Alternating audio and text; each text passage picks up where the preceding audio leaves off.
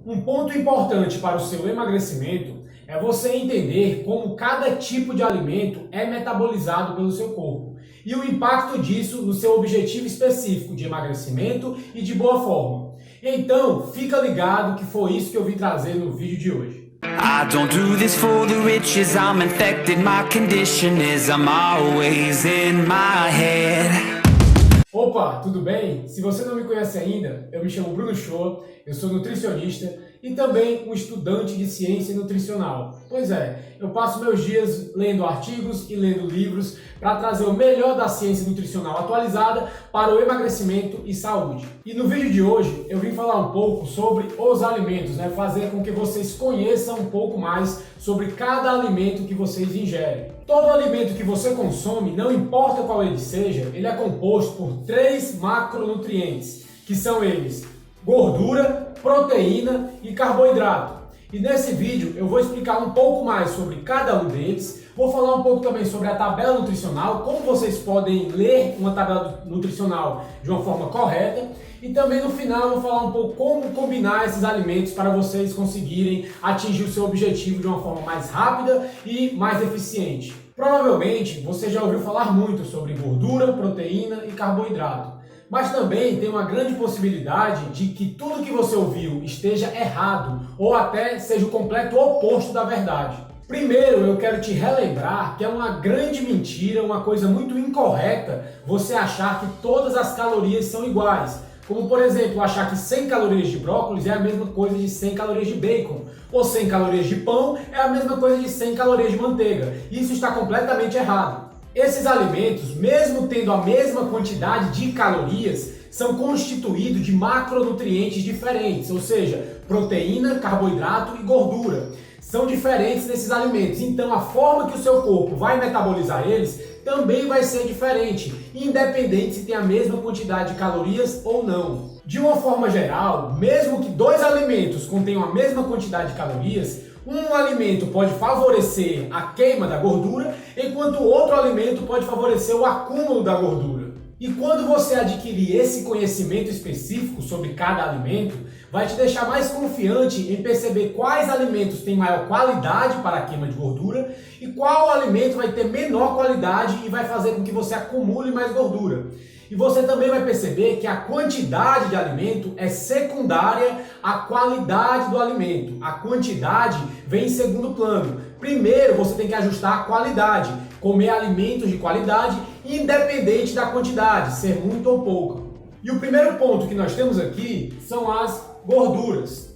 Para começar a conversa, eu já vou logo falando que gorduras naturais, diferente do que muitas pessoas pensam, não fazem mal para a sua saúde e sempre estiveram presentes na nossa alimentação durante toda a evolução da nossa espécie. Gordura das carnes, dos leites, manteiga, gordura de porco, azeite de oliva.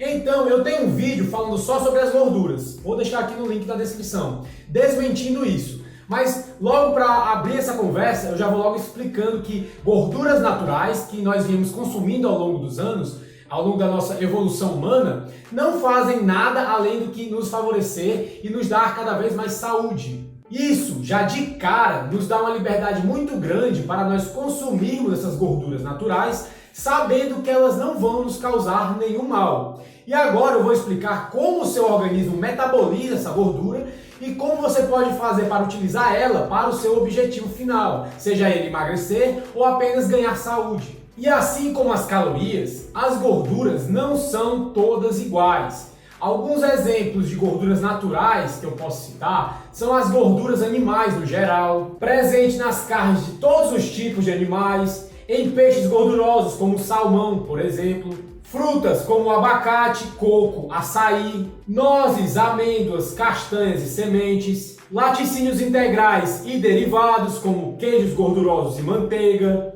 ovos de todos os tipos, azeite de oliva, óleos como óleo de coco, óleo de abacate. Apesar da grande variedade de gorduras que nós encontramos no mundo, você tem que saber que elas basicamente se dividem em 2 tipos: as gorduras naturais e as gorduras industriais. Antigamente, fazer a distinção desses 2 tipos de gordura era praticamente impossível, porque só o que existia na natureza eram as gorduras naturais, que nós sempre viemos consumindo ao longo da evolução da nossa espécie. Porém, com a evolução da indústria, foram criadas gorduras industrializadas, gorduras produzidas pelo homem, que nós não encontramos na natureza. As gorduras naturais são aquelas que nós sempre encontramos na natureza ao longo da evolução, até o tempo dos nossos avós, como gordura das carnes, dos peixes, nozes, abacate, leite materno. Essas gorduras sempre estiveram embutidas nos alimentos naturais e nós sempre conseguimos obter elas sem muitas complicações, como por exemplo a gordura do azeite de oliva, que é apenas obtida prensando as azeitonas e pegando aquele óleo, das azeitonas e fazendo o azeite de oliva. Assim como outros tipos de gordura, como o óleo de coco e também a banha de porco.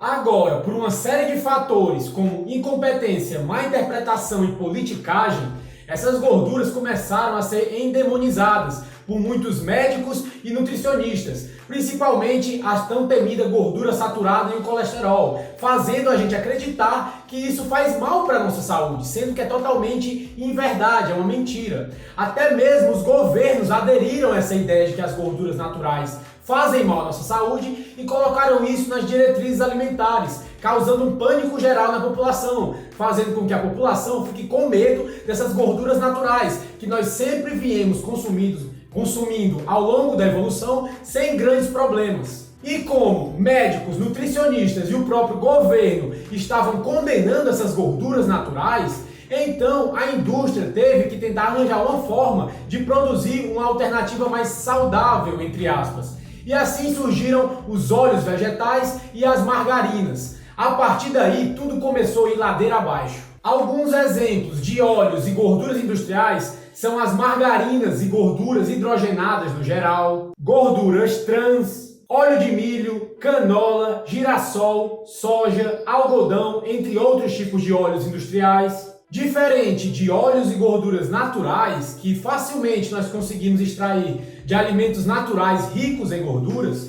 esses óleos e gorduras industriais passam por um longo processo químico e mecânico, resultando em substâncias tóxicas para o nosso corpo. Considere as gorduras trans, que hoje mesmo têm a fama que elas merecem. Elas ficaram mais populares mesmo a partir do ano de 1911. E apesar de em 1956 já existirem estudos mostrando que essas gorduras trans poderiam ser prejudiciais para a nossa saúde, o consumo delas só continuou a aumentar. E foi somente muitas décadas depois, acredite, em 2015, muito recente, que foi criada uma lei nos Estados Unidos para que a indústria, em um prazo de 3 anos, parasse de utilizar esse tipo de gordura, vendo que já era muito prejudicial. No Brasil, inspirado nos Estados Unidos, foi criado um projeto de lei pelo Senado com o mesmo propósito. Mas esse projeto de lei só foi aprovado pela Câmara dos Deputados ano passado, no ano de 2019. Então a indústria ainda tem até 2022 para poder parar de utilizar esse tipo de gordura industrial. Então veja a seriedade da questão. Essas gorduras industriais foram produzidas e popularizadas mais ou menos em 1910, 1911 e pouco tempo depois já haviam estudos comprovando que elas faziam mal à nossa saúde. E hoje em dia, mais de 100 anos depois, no ano de 2020, elas ainda continuam sendo utilizadas como ingredientes de vários alimentos consumidos pela população. E agora, eu te pergunto, o que será de você se você colocar a sua saúde nas mãos das diretrizes e do que recomenda o governo? Se você não tomar as rédeas do seu destino e tomar suas próprias decisões, você vai estar frito e muito provavelmente em óleo vegetal. O consumo de óleo vegetal no Brasil e no mundo é altíssimo e não parece ter previsão para cair, mesmo com a ciência mostrando que esses óleos vegetais industriais são pró-inflamatórios e danosos para a nossa saúde. Óleos vegetais como óleo de milho, canola, girassol, soja só são possíveis com um processo industrial de refinamento complexo, que faz uso de solventes químicos, processos de desodorização e desnaturalização, que deixam qualquer um coçando a cabeça para saber o que diabos é isso. O maior ensaio clínico randomizado com alto nível de evidência científica já publicado, que comparou a substituição de gorduras naturais por gorduras industriais, que no caso substituía a manteiga pelo óleo de milho, mostrou que os grupos que consumiam óleo de milho começaram a morrer com maior frequência e também ter maior acúmulo de placas nas artérias. As artérias dessas pessoas começaram a ficar entupidas, entre aspas. As gorduras naturais são e sempre foram benéficas para a nossa saúde e não tem nada na ciência que mostre o contrário. O mesmo já não pode ser dito das gorduras industriais. Essas gorduras são pró-inflamatórias e só vão causar problemas na sua saúde. Existe muita evidência na ciência mostrando a associação do consumo de gorduras industriais e óleos vegetais com a inflamação do nosso corpo. E a inflamação do nosso corpo está diretamente relacionado a diversos tipos de doenças, como ataque cardíaco e até cegueira. Essa popularização dos óleos vegetais, juntamente com o consumo de carboidratos refinados e ultra-refinados, muito provavelmente é o que causou esse grande aumento de obesidade e de problemas metabólicos na população. Esses óleos vegetais são substâncias comestíveis de pior qualidade e não deviam nem ser chamados de comestíveis. Agora que você já sabe a diferença entre veneno e saúde, ou seja, entre gorduras industriais e gorduras naturais, nós podemos entrar mais no assunto de como as gorduras naturais são metabolizadas pelo seu corpo, porque as gorduras naturais são as únicas que podem ser consideradas alimento. Um dos principais pontos que você tem que ter em mente é que a gordura praticamente não estimula a insulina no seu sangue. A insulina é um hormônio do seu corpo que quanto mais elevado ele estiver, mais fácil é o seu corpo acumular gordura e mais difícil fica para ele conseguir quebrar essa gordura. Eu não vou explicar muito a insulina nesse vídeo específico, porque eu tenho um vídeo falando só sobre a insulina. Eu vou deixar aqui no link também, caso você se interesse. Mas em resumo, a gordura praticamente não estimula a insulina no seu corpo, o que é um ponto positivo caso você queira emagrecer e perder gordura corporal. E outro ponto aqui é que as gorduras são fontes densas de energia e saciedade, ou seja, quando você consome essas gorduras naturais, você tende a passar mais tempo saciado, sem ficar escravo de lanches a cada 3 horas. Não é à toa que a gordura sempre foi valorizada por todos os povos nativos do mundo. Além disso, se tratando de micronutrientes, as gorduras apresentam ácidos graxos essenciais, que são gorduras essenciais. E por que é que são essenciais? Porque o nosso corpo não consegue produzi-las, então a gente tem que adquirir através da alimentação. E as gorduras apresentam o ácido linoleico, que é o ômega 6, e o ácido alfa-linoleico, que é o ômega 3, que nós temos que adquirir através da alimentação, porque o nosso corpo não consegue produzi-los. E para finalizar essa parte das gorduras, veja outro fato interessante. Em 1 grama de gordura existem 9 calorias, diferente de carboidrato e proteína. No carboidrato e na proteína, em 1 grama existem apenas 4 calorias. Ou seja, em 1 grama de gordura tem mais que o dobro de calorias do que proteína e carboidrato. E por isso, muitos profissionais e nutricionistas acreditam que diminuindo a gordura, você vai estar favorecendo a perca de peso, porque vai ter menos calorias. Mas na verdade é justamente o oposto. Mesmo tendo 9 calorias por grama, a gordura promove bastante saciedade, te deixa saciado por mais tempo. E pela forma como ela é metabolizada, independente das calorias, ela não prioriza o acúmulo de gordura, diferente de outros tipos de alimento. Em resumo, as gorduras naturais, não industriais, são extremamente necessárias para a nossa saúde. Nos provém nutrientes, saciedade, sabor e, aliadas a uma alimentação correta, favorecem o emagrecimento, além de nos ajudarem a promover o correto funcionamento hormonal e metabólico do corpo. E agora nós vamos para o segundo ponto, as proteínas. A proteína é o macronutriente construtor do nosso corpo. Ela é absolutamente essencial para a vida humana e sempre foi valorizada por todos os povos e animais. As proteínas são constituídas por porções menores chamadas aminoácidos. E esses aminoácidos que constituem a proteína são responsáveis pela construção de diversas organelas, tecidos e músculos do nosso corpo. E assim como nas gorduras existiam as gorduras essenciais, que são os ácidos graxos essenciais, ômega 3 e ômega 6, nas proteínas existem os aminoácidos essenciais, as proteínas essenciais.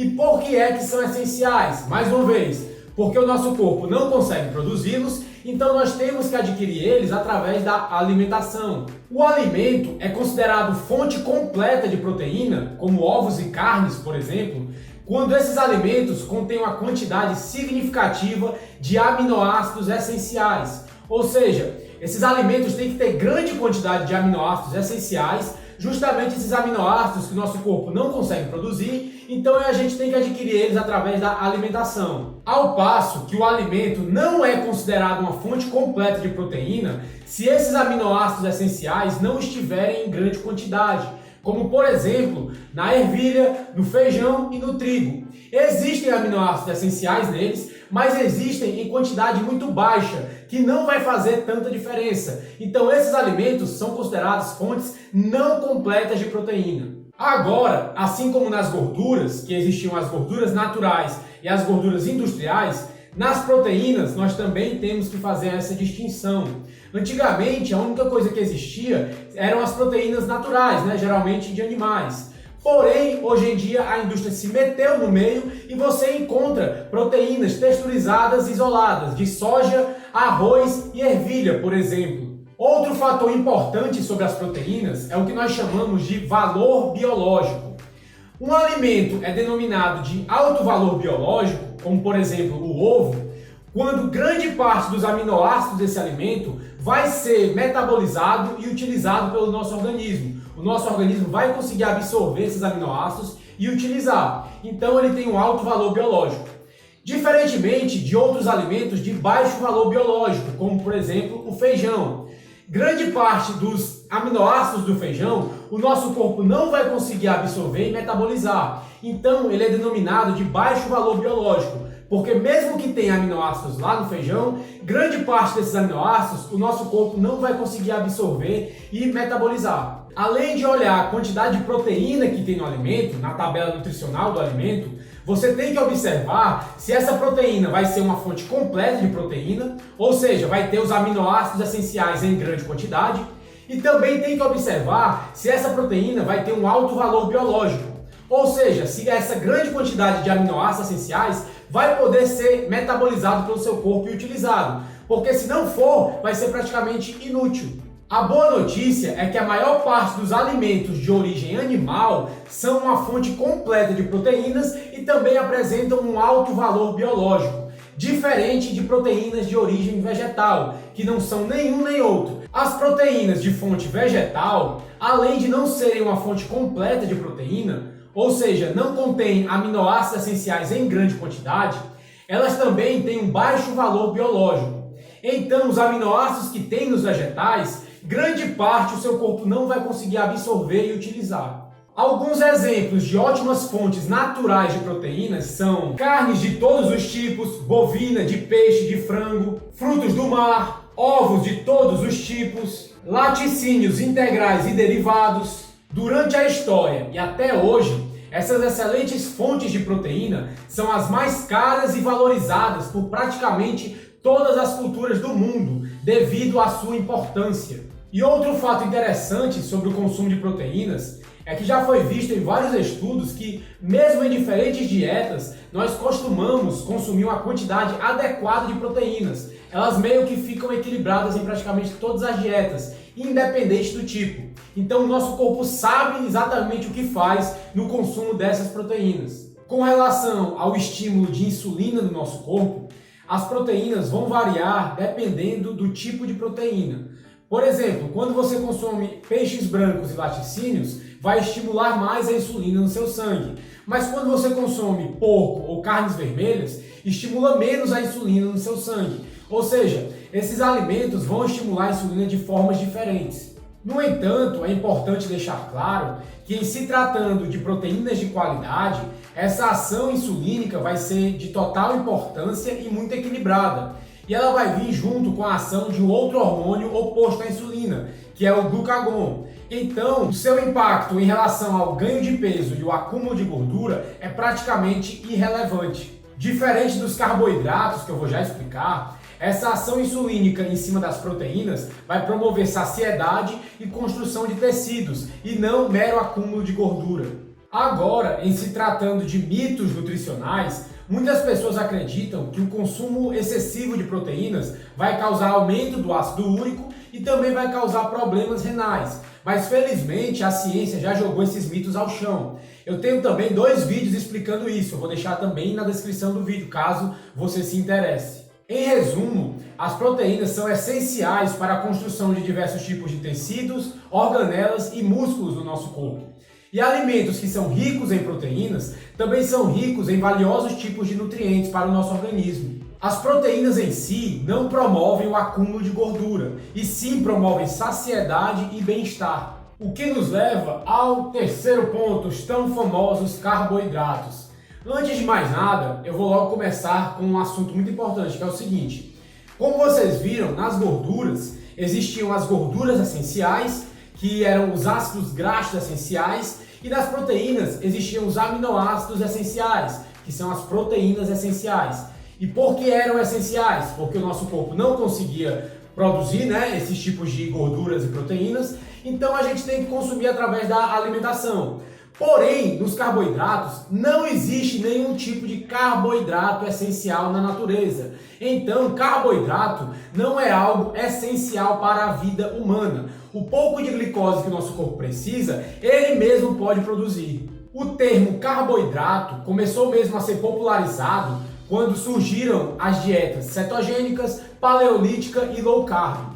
Mas basicamente, carboidrato é uma fonte de energia e não de nutrição, mesmo que muitos carboidratos sejam bastante nutritivos. Alguns exemplos de alimentos que são basicamente fontes de carboidrato são frutas e sucos, farináceos em geral, como massas, pães e biscoitos, arroz, trigo, centeio, feijão e grãos no geral, açúcar, mel, doces e sobremesas, bebidas adoçadas, como refrigerantes e chás doces, tubérculos em geral, como batata, mandioca, abóbora, taro e outros, legumes como cenoura e beterraba, folhas em geral. Com relação às folhas e os vegetais fibrosos, você tem que entender que as fibras não são de fato digeridas pelo nosso corpo, elas são apenas fermentadas pela nossa flora intestinal. E também existem os chamados sugar alcohols, que são os utilizados em adoçantes artificiais, como o xilitol e o eritritol, mesmo que eles não sejam absorvidos ou pouco absorvidos pelo nosso corpo.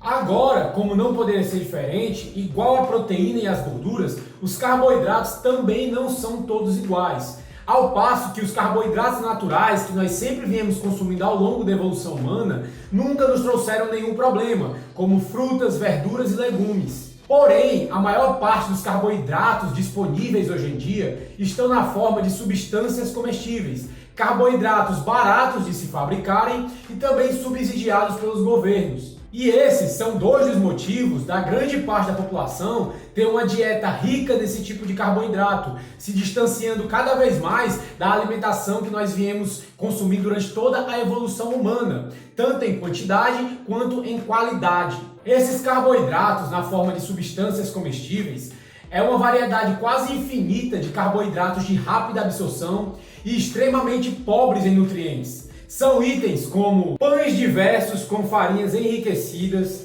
doces, chocolates açucarados, bebidas adoçadas, massas, molhos doces, comidas prontas, cereais matinais, biscoitos, produtos sem glúten, muitos dos quais são carboidratos em sua essência, esses produtos sem glúten, dentre outros. Até mesmo as frutas que nós vemos nos mercados não são mais iguais às frutas de antigamente, as frutas selvagens. Até mesmo animais de zoológicos estão ficando doentes com essas frutas modernas, ao passo de que nós nunca tivemos nenhum problema com frutas selvagens.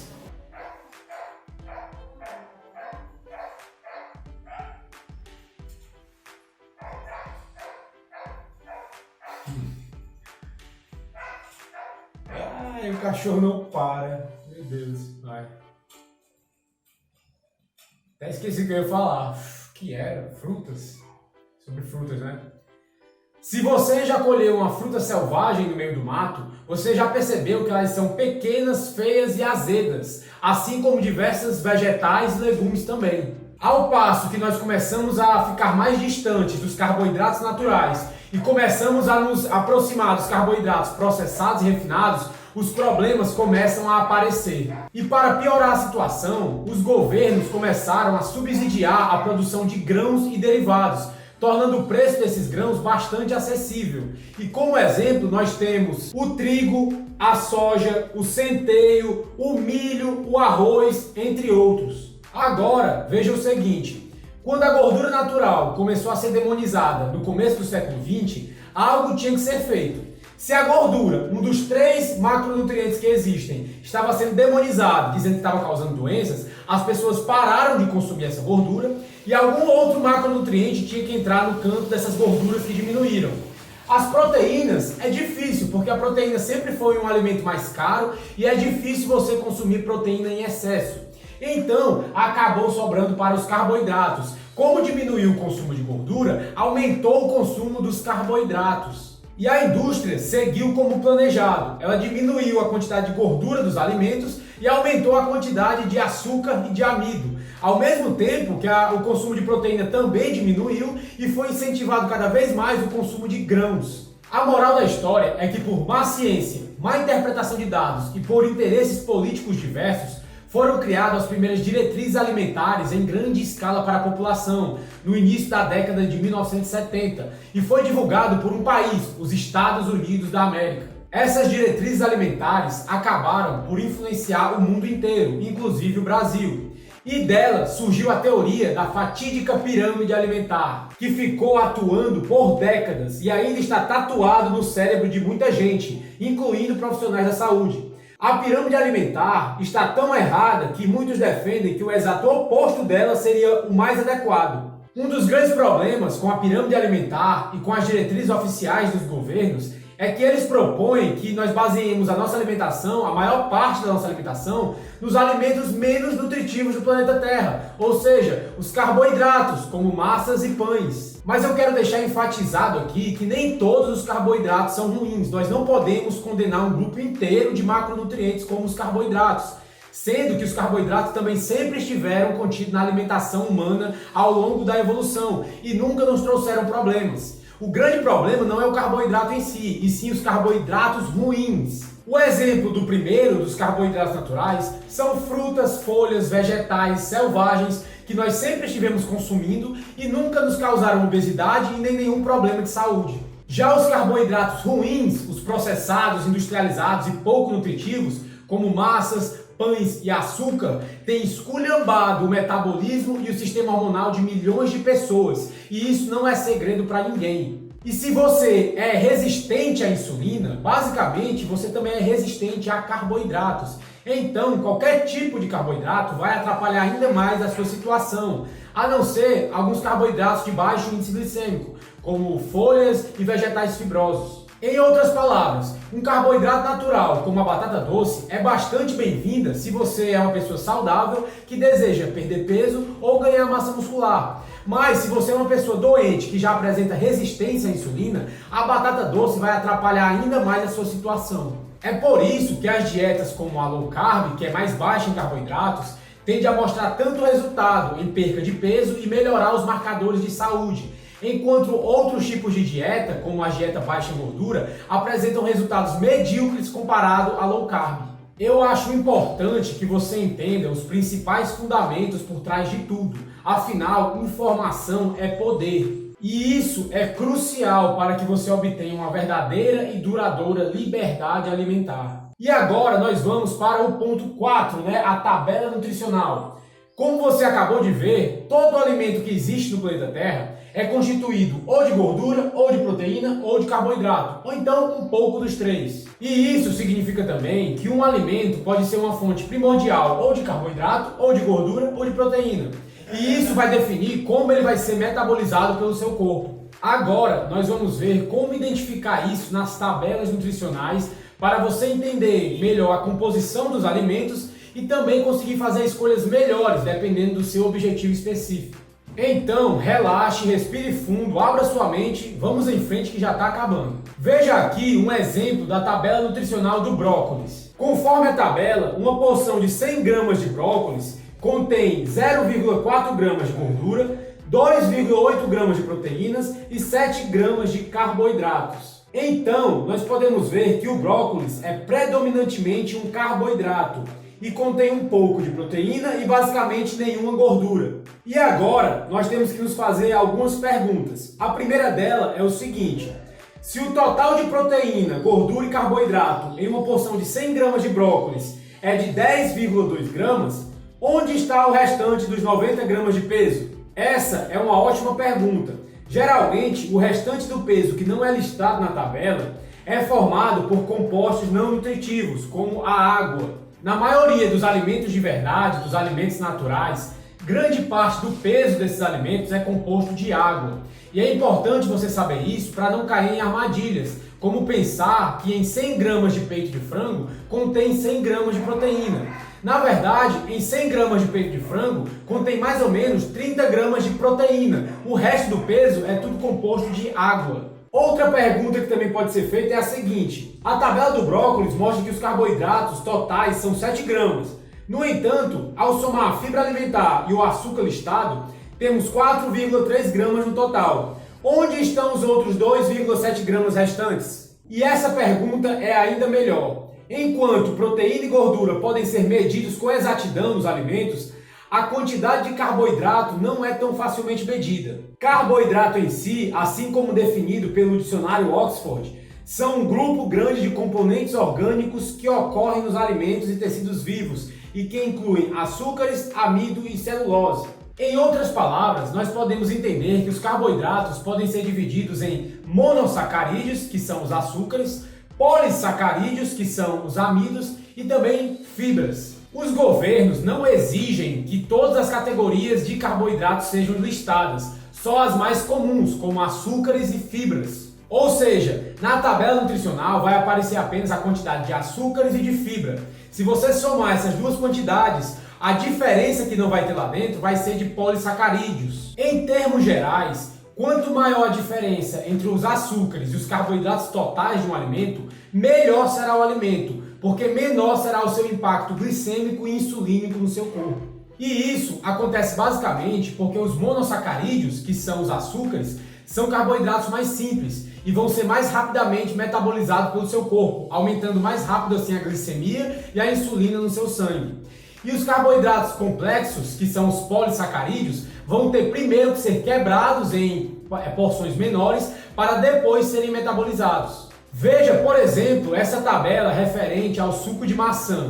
Quando você olha para a tabela, você vê rapidamente que o suco de maçã é composto de 0,1 gramas de gordura, 0,1 gramas de proteína e 11 gramas de carboidratos. Veja que a diferença entre carboidratos totais, que são 11 gramas, e os açúcares, que são 10 gramas, é de apenas 1 grama. Ou seja, em outras palavras, o suco de maçã é basicamente açúcar puro. O restante do peso é água. Em contrapartida, veja agora essa outra tabela da batata doce assada. Ao olhar para a tabela, vemos que 100 gramas de batata doce assada contém 0,2 gramas de gordura, 2 gramas de proteína e 21 gramas de carboidratos. Concluímos de imediato que esse alimento é primordialmente um carboidrato, devido à quantidade pequena dos outros dois macronutrientes, gorduras e proteínas. Agora, vemos que os carboidratos totais são de 21 gramas, sendo que apenas 8 gramas deles são de açúcares e 3,3 gramas de fibras.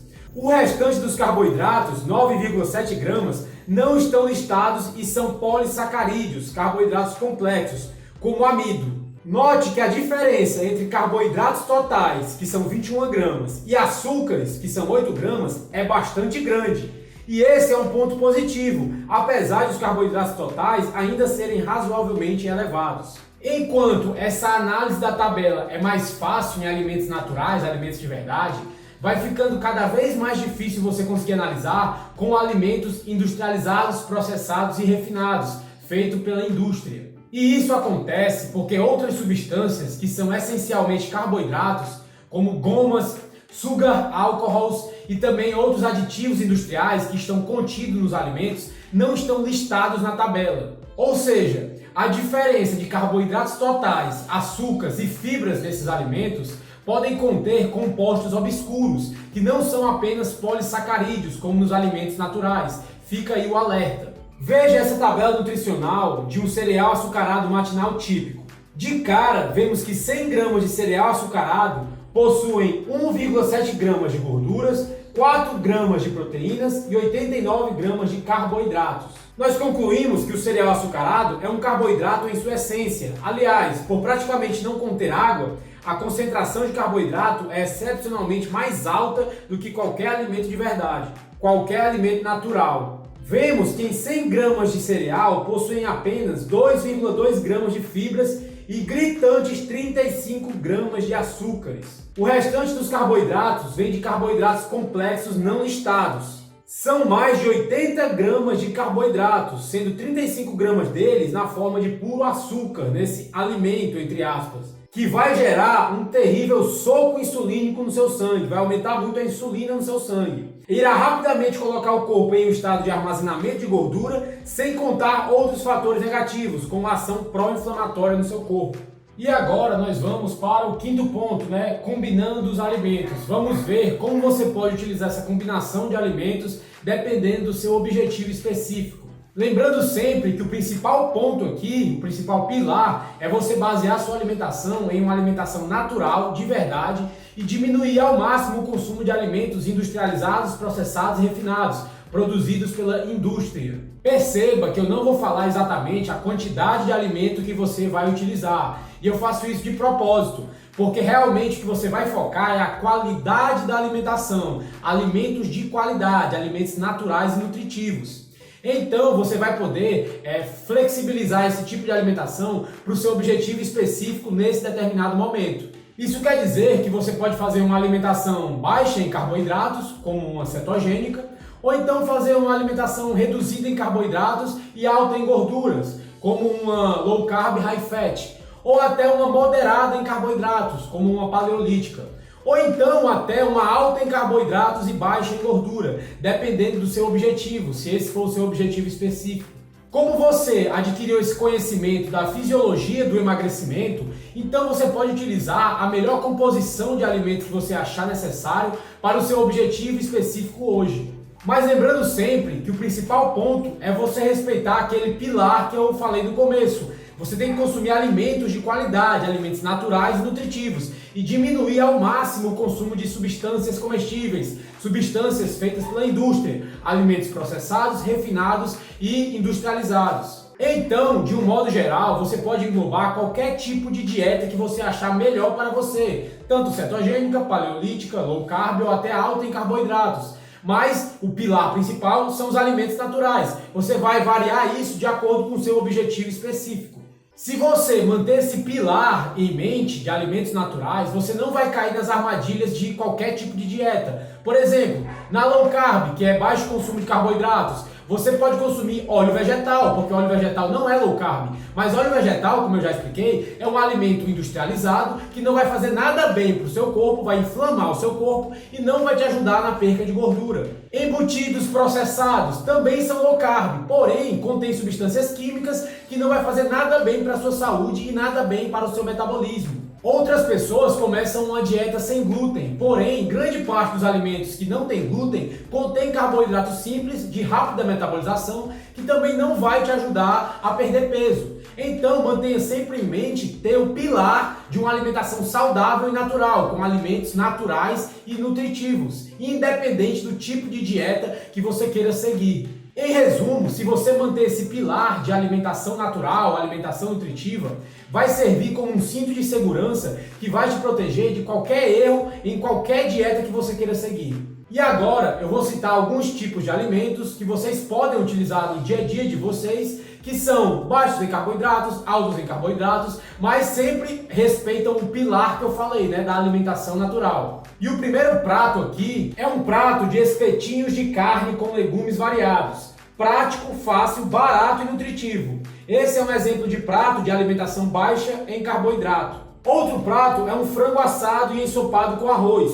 É exemplo de uma alimentação mais alta em carboidrato. Um outro tipo de refeição é um omelete simples com bacon e legumes picados, com uma manteiga por cima. É uma delícia, além de ser um exemplo de uma alimentação cetogênica e nutritiva, bem baixa em carboidrato. Ainda entram assados, peixes, grelhados, pizza de couve-flor, costelinha de porco, frutos do mar, churrasco, entre outras opções. E esses alimentos que eu acabei de citar são apenas a ponta do iceberg do universo de possibilidades que você tem à sua frente. E também eu tenho um vídeo que eu fiz no começo do ano, quando eu estava em uma época que eu queria perder gordura, uma época no começo do ano, que eu fiz algumas refeições mais baixas em carboidratos, justamente para obter uma perca maior de gordura. Eu vou deixar esse vídeo aqui também na descrição, caso você queira mais opções e ver quais opções eu estava utilizando durante esse mês. E só mais uma coisa, antes de terminar o vídeo, eu queria fazer apenas uma menção sobre o arroz. O arroz é um carboidrato natural, saudável, que nós sempre viemos consumindo ao longo da evolução, principalmente em regiões como a Ásia. O arroz é um carboidrato simples, de rápida absorção, mas que, no geral, não é tóxico para o nosso corpo. Mas como uma alimentação boa, de qualidade, visa alimentos que são mais nutritivos, que tenham mais nutrientes, o arroz ele é basicamente uma fonte de energia e não de nutrição. Então ele pode ser utilizado, não tem nenhum problema, mas também ele pode ser tirado sem grandes problemas, pois ele não tem tantos nutrientes. Você tem que tentar embasar sua alimentação em fontes mais nutritivas, que tenham gorduras essenciais e também proteínas essenciais. Em resumo, o arroz ele pode ser facilmente substituído. Ele não é um alimento essencial para você, mas caso você queira usar, não tem nenhum problema, vai depender mais do seu objetivo específico. E é importante também lembrar que carboidratos no geral, como arroz, pães, massas, refinados, açúcares, vão atrapalhar o seu objetivo de perca de gordura e perca de peso. E também vai atrapalhar ainda mais se você já tiver uma resistência à insulina. Mas se o seu objetivo é apenas manter o peso que você já tem, ou então ganhar massa muscular, você pode com certeza adicionar os carboidratos naturais para a sua evolução, para o seu objetivo específico. Tente diminuir apenas os carboidratos industrializados, processados e refinados. Eles não vão te ajudar de forma nenhuma. E isso vai te dar uma verdadeira liberdade alimentar, combinar boas informações para embasar boas decisões. Bem pessoal, mas esse foi o vídeo de hoje, eu espero que ele tenha te ajudado de alguma forma, e se você gostou do vídeo ou ele te ajudou de alguma maneira, você pode deixar o like que já me ajuda demais para essa informação estar chegando no maior número de pessoas possíveis. E você também pode estar compartilhando esse vídeo com alguma pessoa que você conheça que esteja querendo melhorar a sua alimentação, perder gordura de uma forma fácil e eficiente. E também aqui na descrição eu vou estar deixando as minhas redes sociais, Instagram, Facebook e YouTube. Você pode me seguir lá para ficar ligado nos próximos vídeos que vão saindo. Mas por enquanto é isso, eu fico por aqui, a gente se vê no próximo vídeo, um abraço e tchau!